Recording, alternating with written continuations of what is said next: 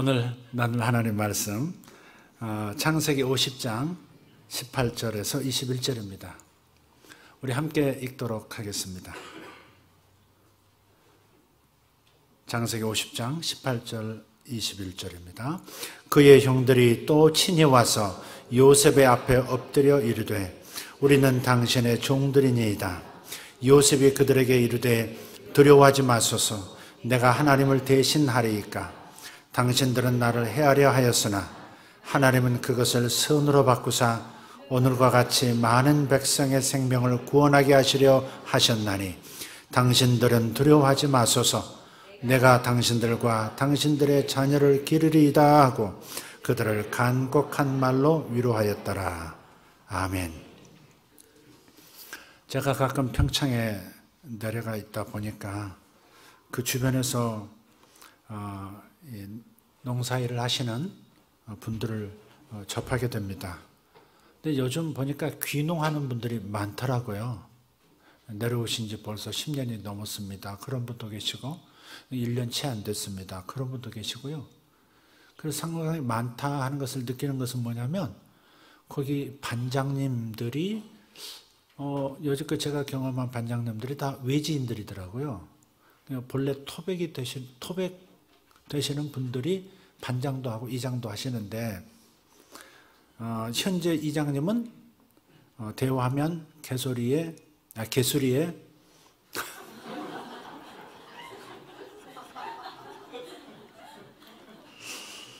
후유증입니다.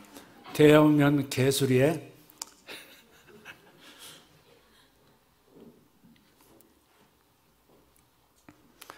옆으로 좀 셉니다마는 평창 갔더니 새끼를 한 마리 낳았는데 그게 얼룩이라 누군가 올라와서 강아지 이름을 붙여주고 갔더라고요. 짜장이라고. 형제가 하나 더 있었는데 걔가 아빠 그 탄이하고 닮아가지고 새카매요. 걔는 춘장으로 이름 지어주고 춘장이는 아빠한테 물려 죽었고요. 짜장이만 살아남아서 있더라고요. 지금 뭐하다 그러는지 지금 보니까 반장님들이 지금 현재 반장님 개수리의 반장님도 임자철 장로님이고 그 전분도 반장님이 귀농하신 분이었고 그런 걸 보니까 상당히 많은 분들이 시골로 가는 그런 경향이 좀 있으신 것 같아요. 산양삼을 기르는 귀농인 이야기를 하나 들었어요. 이분이 아주 일찍 다니던 직장을 그만두고 산을 사서 그 산 여기저기에 이 삼 모종을 이렇게 심었습니다. 지금 이분이 한 10년 된 것 같은데 수입이 1년에 1억 5천에서 2억 사이랍니다. 그렇게까지 그거 가지고 볼 수 있나? 그랬는데 그래서 이제 사람들이 잘 안 믿는다고 자기 통장을 보여주는 거예요. 그 통장을 보여주는데 매달 도시에서 지금 학교 다니고 뭐 있는 자기 가족에게 1,000만 원 이상씩 보내고 있더라고요. 그게 뭐 그 농사가 된다는 얘기죠. 근데 그분이 마지막으로 한마디를 하는 거예요. 어쨌든 귀농이 좋다. 나는 권하고 싶다. 근데 넘어야 할 산들은 있다는 것도 잊지 말아라. 여기까지 자신도 오는데 적지 않은 산들을 넘어왔다. 쉽지 않았다. 그런 얘기겠죠. 자기가 어려움을 겪었던 세 가지래요. 첫째는 무지라는 겁니다. 경험 부족 때문에 또 몇 년을 고생을 좀 하긴 했답니다. 두 번째는 사람 도둑이랍니다. 거기도 도둑 있는 모양이에요. 산에까지 와가지고 이렇게 이제 끄적해서 상품화시킬 수 있는 그 나이가 되는데 어느 날 가서 보니까 다 파헤쳐가지고 다 가져가 버렸다는 거죠. 전문 도둑들이 그런 데도 있는 거예요.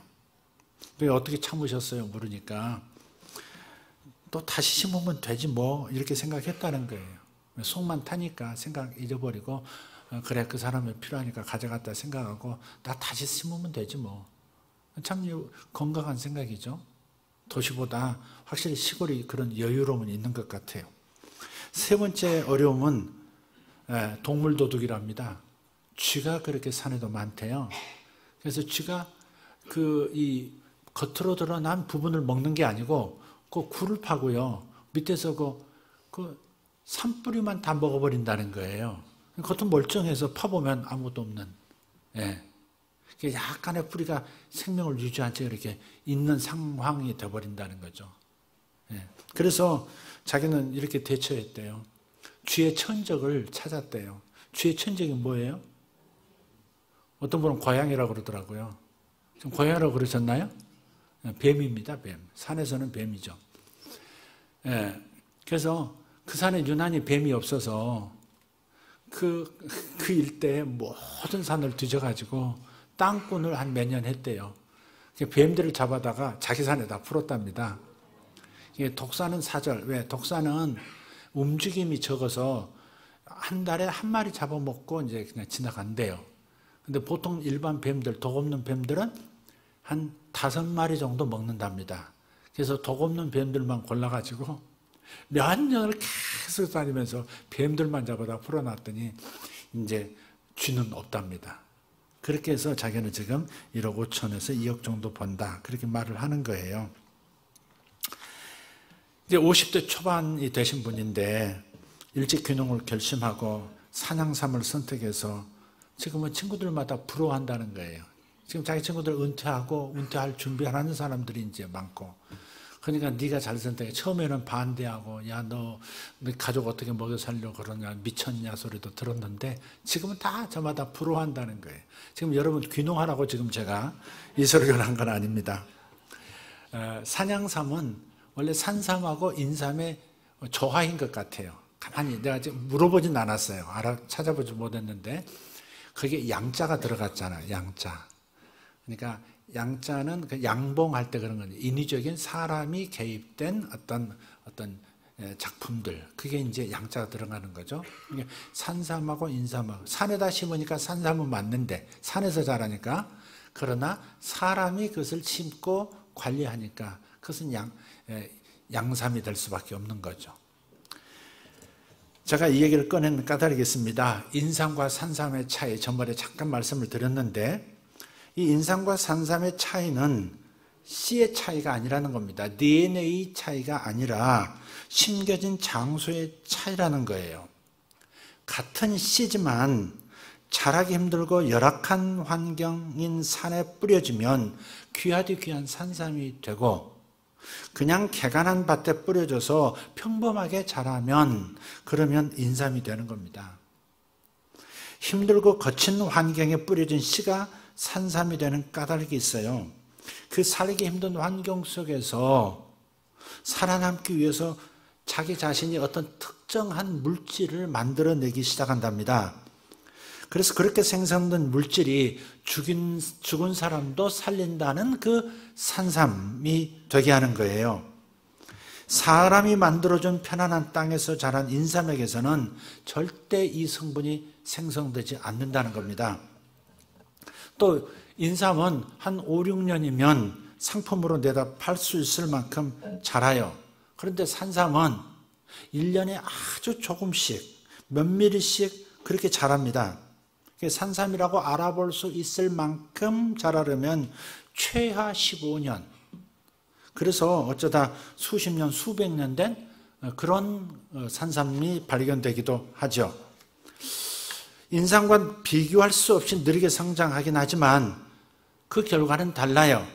인삼과는 비교할 수 없는 약효를 만들어내는 겁니다. 인생도 이와 다르지 않습니다. 여러분이 아멘 안 하면 하늘이 아멘 하는 겁니다. 요셉은 노예에서 애굽 총리가 될 때까지 14년이 넘게 걸렸습니다. 그런데 이 14년은 평범한 순탄한 14년이 아니었죠. 노예로 그리고 죄수로 14년, 생존 자체가 어려운 그런 한 환경에서 14년 살아남은 것은 거의 기적입니다. 이건. 그 고대 세계에서 노예로, 그것도 노예가 죄를 저지른, 그래서 투옥된 상태에서 살아남았다. 기적이에요. 하나님께서는 이처럼 산삼 같은 사람들을 기르시는 겁니다. 모세는 궁중에서 광야로 내쫓겨 몇 년을 허송세월합니까? 허송세월이라는 말이 좀 어폐가 있습니다만은 40년이죠. 산삼으로 말하면 40년짜리 산삼입니다. 아니 광삼, 광야에서 자랐으니까 광삼. 그는 총리가 아니라 아예 한 국가를 출산해낸 사람입니다. 내 인생은 왜 이래? 이런 분이 혹 계세요? 내 인생은 왜 이러는 거야? 근데 성경에서는 이렇게 답해요. 산삼 인생이 그렇다는 겁니다. 당신 산삼 인생이라는 거예요. 반대로 질문을 해볼게요. 그대를 향한 하나님의 계획은 산삼일까요? 아니면 인삼일까요? 대답해 보세요. 인삼이라고 대답하는 사람은 없을 겁니다. 맞아요. 산삼이에요. 하나님 우리를 산삼으로 기르시기 위해서 역사하고 계세요. 때문에 저와 여러분은 세상을 축복할 만한 뭔가를 만들어내야 합니다. 마치 산삼처럼. 세상을 살려낼 만한, 죽은 사람도 살려낸다는 그 산삼과도 같은 그런 세상을 위한, 세상을 축복할 만한 뭔가를 만들어내야 하는 거예요. 그래서 산삼은 이해할 수 없는 환경에서 수년 보냅니다. 혹은 수십 년도 자라야 하는 겁니다. 이것이 모세를 광야로 내몰고 요셉을 가보지 않은 나라로 내몰고 노예로 감옥으로 옮겨 다녀야 했던 이유입니다. 우리 모든 사람들, 이 하나님의 모든 사람들의 공통된 부르심이 있습니다. 그것이 뭡니까? 다른 사람에게 복이 되는 겁니다. 이게 우리의 부르심입니다. 우리 모든 하나님의 사람들의 공통 분모, 다른 사람에게 복이 되는 것, 이게 하나님의 콜링입니다. 그래서 고난과 인내를 통과하지 못하는 사람은 그 죽은 사람도 살린다는 산삼 인생이 될 수가 없는 거예요. 오직 이 과정을 통과한 사람만이 다른 사람을 도울 수 있고 다른 사람을 살릴 수 있는 왁진을 제공할 수 있어요. 세상에 복이 되는 겁니다. 이것을 이루어가는 과정은 사실은 내 생각과는 달라요. 여러분 생각해 보세요. 여러분이 지금 현재 서 있는 위치에 오려고 어려서부터 계획하셨습니까? 현재 사는 모습, 현재 사는 직장, 현재 하고 있는 그 고민들, 또 미래에 대한 그런 계획들, 어려서 생각하신 겁니까? 아니에요. 그래서 이 산삼 인생을 이루어가는 과정은 내 생각과는 다르다는 거예요. 땅이 하늘과 다름같이 내 생각과 하나님이 나를 향해 가지신 생각은 다른 거예요. 산삼 인생은 이해할 수 없는 과정을 겪게 되어 있습니다. 그래서 고난과 인내라는 항목은 세상에 복이 되는 인생의 필수 과목인 거예요. 오늘은 험난한 산에 심겨진 요셉 산삼을 집중해서 살펴보기를 원해요. 요셉은 심긴 곳과 상관없는 사람이 분명합니다. 그 안에는 유전자가 하나 있는데 총리 유전자라는 성분이 있었기 때문에 가는 곳마다 타국이었던, 노예가 되었던, 죄수가 되었던, 감옥에 떨어졌던 무조건 총리가 되는 거예요. 총리 본성이 그 안에 있는 겁니다. 그런데 요셉이 진정한 총리가 되기 위해서 필요한 것이 있어요. 이것은 우리 자신을 위해서도 살펴봐야 할 대목이에요. 세 가지입니다. 첫째는 충성이고요. 두 번째는 탁월성입니다. 충성됨과 탁월함, 총리에게는 이 두 가지가 분명히 드러나야 합니다. 하나는 주인의 신뢰를 받아야 한다는 것이고 또 다른 하나는 전체를 다스릴 수 있는 능력이 있어야 한다는 겁니다. 총리는 이 두 가지가 있어야 돼요. 먼저 자기 보스에게 신뢰를 받아야 됩니다. 또 하나는 그 아래 모든 것들을 관장하고 통치할 수 있는, 다스릴 수 있는 능력이 있어야 된다. 그러나 아무리 능력이 출중해도 주인이 믿고 맡길 수 있는 사람이 아니라면 총리가 될 수 없습니다. 또 반대로 아무리 신뢰해도 전체를 다스릴 수 있는 그러한 능력이 없다면 역시 총리가 될 수 없습니다. 이 두 가지를 이렇게 요약하면 그것이 바로 충성됨과 탁월함이라는 거예요. 사실 이 충성과 탁월, 이 두 가지는 요셉에게만 필요했던 것이 아니라 우리의 부르심에도 필요한 항목입니다. 왜냐? 하나님의 자녀인 우리 모두가 하늘 총리로 부름을 받았기 때문에 그렇습니다. 물론 우리 모두가 요셉 같은 국가의 총리가 되지는 않을 겁니다. 그러나 각 사람만의 고유한 부르심이 있습니다. 고유한 부르심들에는 분명 공통 분모들이 있다는 것은 사실이에요. 그 공통 분모는 바로 권위와 통치입니다. 하나님께 위임받은 권위로 다스리고 통치하는 것이 바로 총리입니다. 우리나라에서 총리 그러면 대통령 중심제 국가로서 총리의 역할이 조금 얼굴마담 같은 완충지대 같은 그런 이미지로 비춰지고 있지만 사실은 정말 성경에 나타난 이 총리라고 하는 위치는 그야말로 전권 대사입니다. 모든 것을 맡기고 알아서 다 하는 그런 권능이 있는 통치력을 가진 사람들이 총리였어요. 창세기 1장 27절, 28절 사람을 만드실 때 사람에 대해서 하나님이 가지고 계신 본래 이미지, 본래 가지신 계획을 한번 보십시오. 하나님이 자기 형상, 곧 하나님의 형상대로 사람을 창조하시되 남자와 여자를 창조하시고 하나님이 그들에게 복을 주시며 하나님이 그들에게 이르시되 생육하고 번성하여 땅에 충만하라, 땅을 정복하라, 바다의 물고기와 하늘의 새와 땅에 움직이는 모든 생물을 다스리라 하시니라. 아멘. 그래서 바로 이런 의미에서 우리의 부르심은 하늘의 하나님 나라에서 파송된 총리라는 겁니다. 그래서 우리에게도 요셉의 총리 본성이 반드시 영적 유전자로 각인되어 있다는 사실을 깨달아야 합니다. 나 이런 사람이야 라고 내세우는 자기의 진짜 숨겨진 정체성을 싹 끄집어내어 이름 보여주듯 이름 들려주듯 나타낼 수 있는 그런 우리가 되어야 하는 것이죠. 우리는 각자의 영역에서 하늘 총리로 부름을 받았습니다. 그렇다면 우리 하늘 총리들에게 반드시 있어야 할 두 가지는 무엇입니까? 다시 돌아갑니다.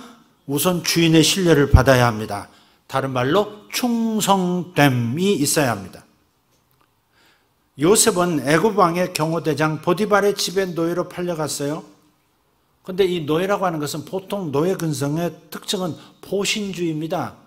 보신주의 아시죠? 노예가 잘한다고 달라지는 것이 무엇이 있겠어요? 승진이 있어요? 성과급이 있어요? 인텐시브 있습니까? 신분탈 세탁? 아닙니다. 잘하면 살아남는 것이고 못하면 깨지는 것이 노예의 삶이에요. 그러다 저러다 죽기도 하고요. 노예는 시키는 일만 그래서 눈치껏 하면 되지 충성되게 온 마음으로 목숨을 다하여 이런 단어들하고는 거리가 먼 사람들이 노예입니다. 하지만 요셉은 달라요. 노예인데도 충성됨으로 최선을 다하는 겁니다. 참 이상한 삶을 삽니다. 현대 요셉을 등장시켜서 우리가 들여다볼 수 있도록 한다면요, 정말 어떻게 저게 가능하지 않은 생각을 하게 될 거예요. 터키에서 선교를 하시다가 당국에 체포되어 2년간 감옥 생활을 하다가 석방된 미국 선교사 앤드류 브런슨 목사님이 예루살렘 투데이라는 그 방송과 인터뷰하는 내용을 들었어요. 많은 얘기가 오고 갔는데 기자가 마지막으로 하나 묻는 거예요. 목사님, 가장 힘들었던 점이 무엇입니까? 이렇게 물었더니 그가 이렇게 대답해요. 나는 이제 바깥에 다른 사람들에게 잊혀진 존재가 된 것은 아닐까 하는 두려움이 있었다는 겁니다. 한두 달의 격리가 아니고 그 격리의 끝이 언제일지 모르는 그런 상황에서 다른 사람이 나를 잊어버리지는 않았을까? 이제는 내가 여기 있다는 사실조차도 기억하지 못하는 상태가 아닐까? 그 생각이 큰 두려움으로 다가오더라는 겁니다. 누군들 그런 두려움이 없겠어요? 요셉이라고 달랐겠습니까? 그러나 요셉을 보십시오. 아무도 알아주지 않고 아무런 소망도 없는 곳에서도 요셉은 다른 삶을 우리에게 보여줘요. 원망하고 탓하면서 시간 죽이지 않습니다. 오히려 마치 자신이 애굽의 총리라도 되는 것처럼 최선을 다합니다. 이것이 바로 요셉을 진짜 애굽의 총리가 되게 한 비결이에요. 요셉은 아마 이런 마음이 있었을 것 같아요. 어떤 곳이든 어떤 위치든 주어진 곳에서 나는 최선을 다한다. 이런 충성됨, 이것이 총리 근성입니다. 우리가 하늘 총리로 살아가려면 바로 이 마음이 있어야 되는 거예요. 어떤 곳이든 어떤 위치든 주어진 곳에서 나는 최선을 다할 것이다. 크고 알려지는 위대한 일, 중요한 일 앞에서 충성스럽지 않을 사람은 없어요. 충성하지 말라고 해도 충성할 겁니다. 우리가 깊이 생각할 대목이 바로 여기에요. 우리가 애굽의 총리 같은 큰일 말고 보디발의 집에서 노예로 살 때도 충성할 수 있느냐? 혹은 감옥에 들어가서도 총리 일을 맡을 때도 충성될 수 있느냐 하는 겁니다. 사람들이 하늘 총리로서 실패하는 가장 큰 함정이 여기 있어요. 애굽 총리 자리에서는 충성하겠다는 겁니다. 하지만 보디발의 집이라면 한 번 더 생각해 봐야 되겠다고. 더구나 감옥이라면, 그것도 억울하기 짝이 없는 투옥이라면 어떤 태도가 될까? 바로 이것이 우리 부르심을 막는 진짜 이유입니다. 하나님께서 나를 부르신 운명적 부르심의 자리, 이것을 그 장소에 가지 못하도록 막는 진짜 이유가 바로 여기 있는 거예요. 충성심이 없는데 어떻게 하나님께서 그에게 일을 맡기시겠습니까?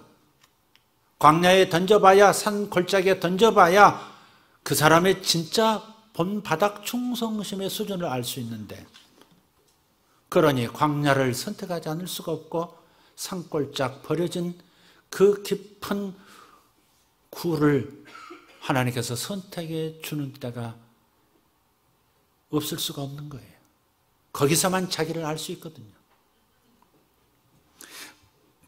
고린도전서 4장 2절을 보시면 이렇게 말씀합니다. 그리고 맡은 자들에게 구할 것은 충성이니라.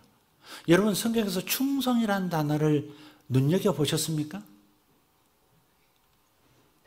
남성들은 군대를 가니까 충성이라는 단어를 한 2년은 접하고 나오죠.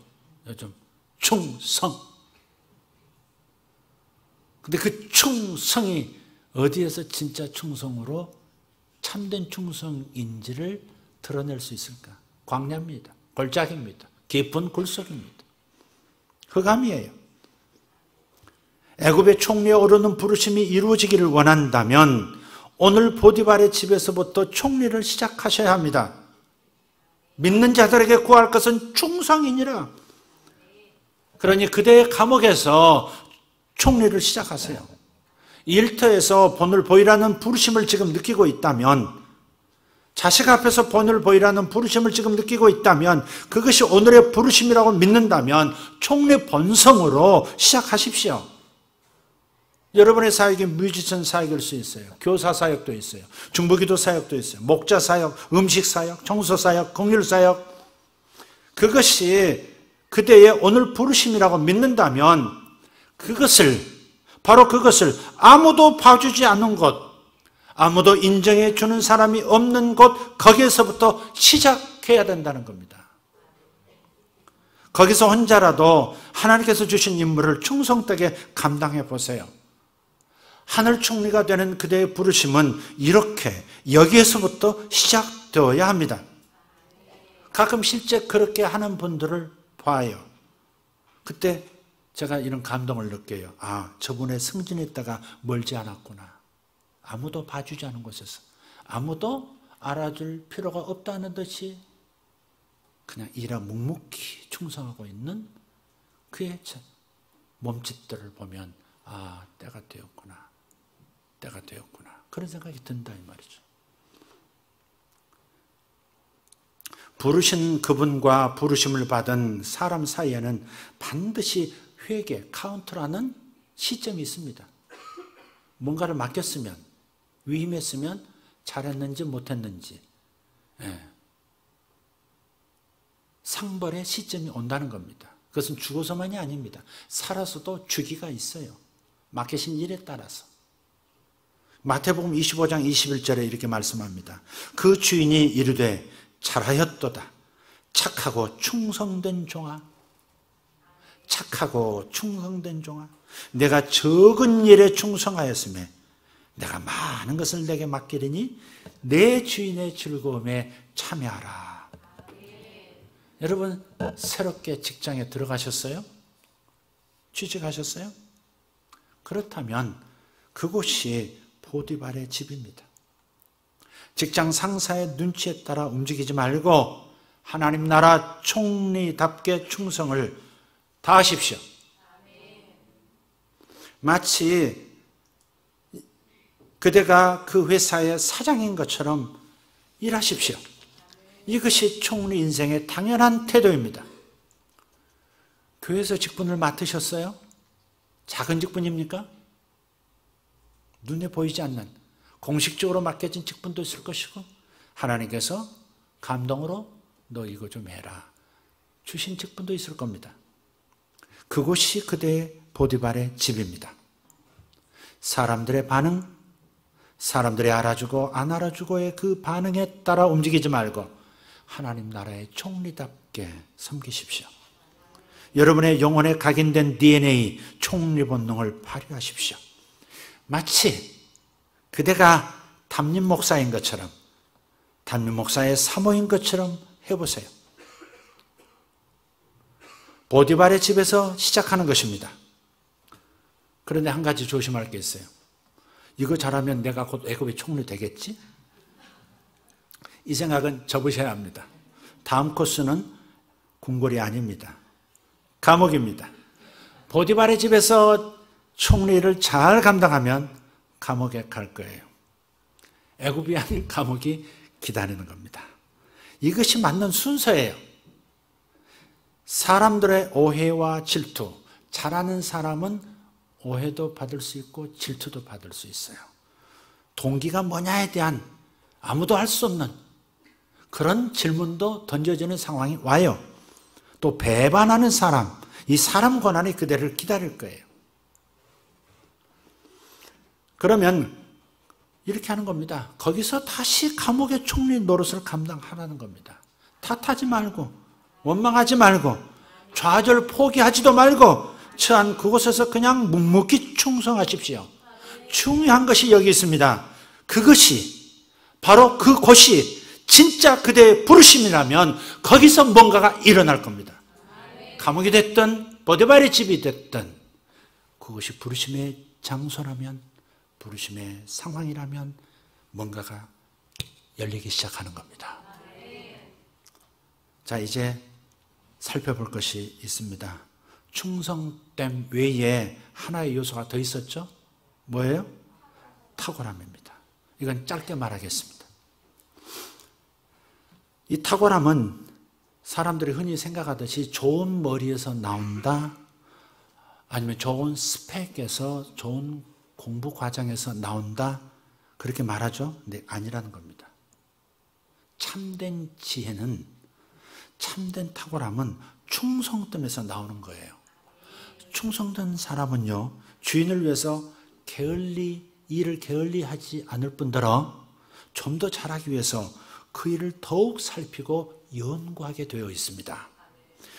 그래서 충성됨, 이것이 탁월함을 가져온다, 이렇게 말씀을 드리는 겁니다.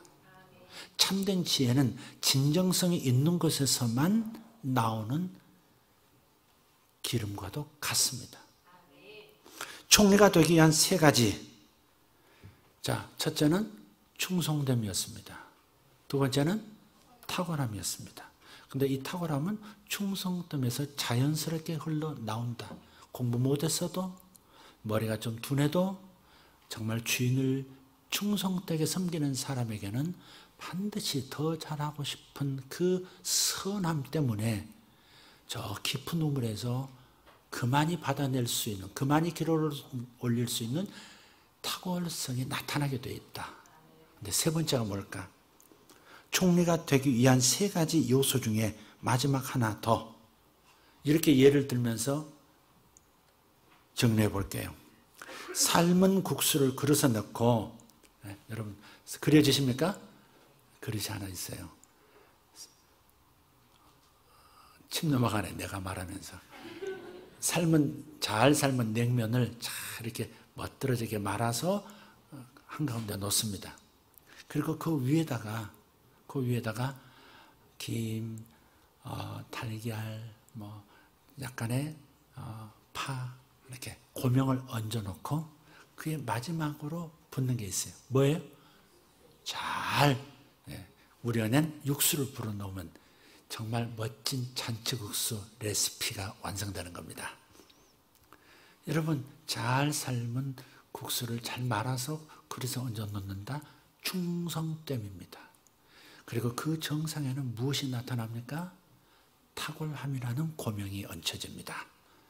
그리고 마지막으로 이것을 제대로 먹어내기 위해서는, 식탁에 올리기 위해서는 육수를 부어야 합니다. 그 육수는 바로 뭘까요? 하나님의 은총이라는 겁니다. 총리의 부르심을 이루는데 필요한 세 번째 요소는 하나님의 총애라는 육수예요.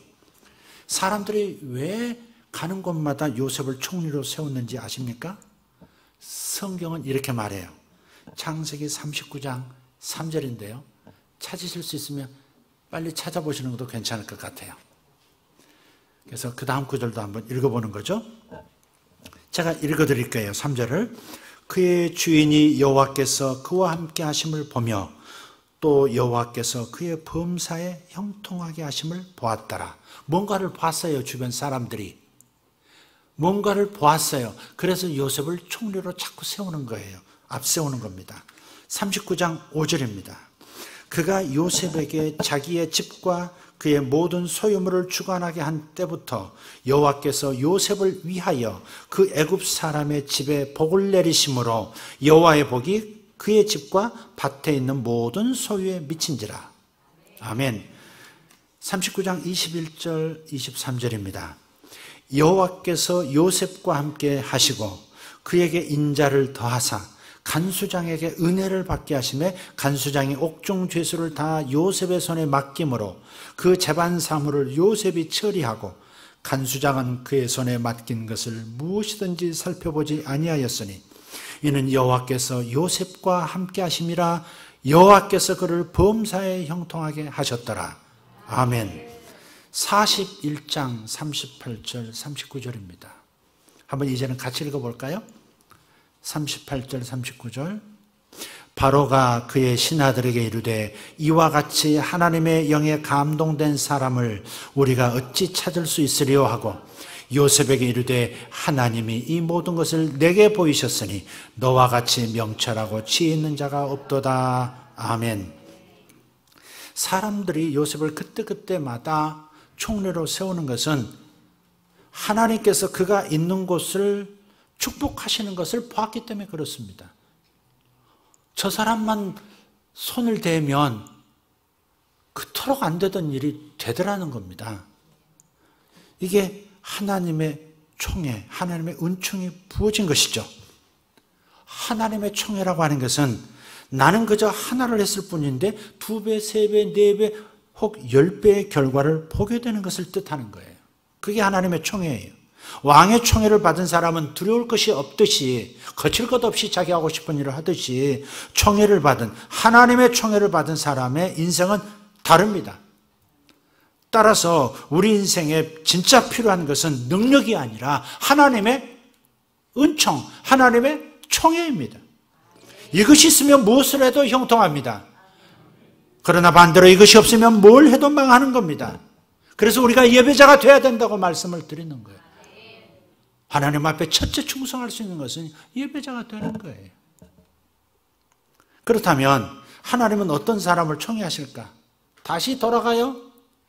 뭐예요? 충성된 사람입니다. 그래서 충성됨이 탁월함을 또 낳게 되는 것이고요. 총애는 하늘 주인을 향한 충성에서 부어지는 것이고 그 결과는 탁월함에 이르는 겁니다. 요셉은 가는 곳마다 하나님의 총애로 복의 근원이 되었어요. 사람들마다 요셉 때문에 복을 받았습니다.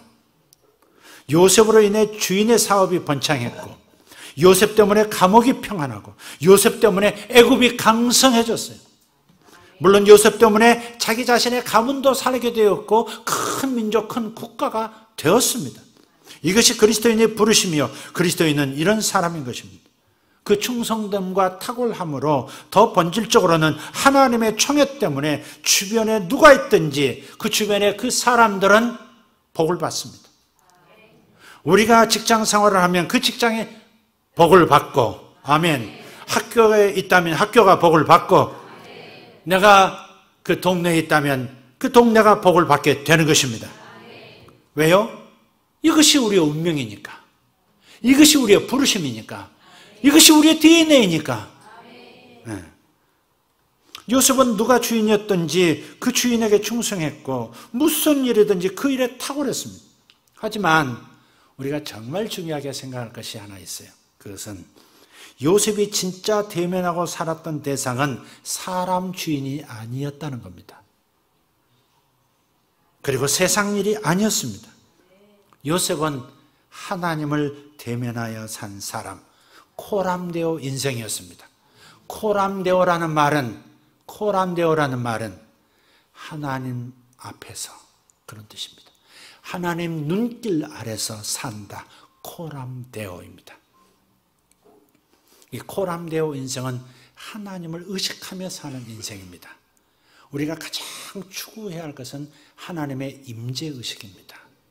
하나님은 전후 좌우를 두루시고 나를 친히 안수하시며 나를 아시고 내가 필요한 당신의 마음들을 보여주시는 분, 코람데오, 하나님의 눈길 아래서 벗어날 수 없는 이 행복한 영혼, 그게 코람데오 인생입니다.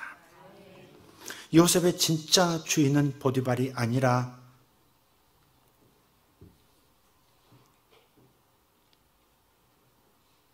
주님이었죠.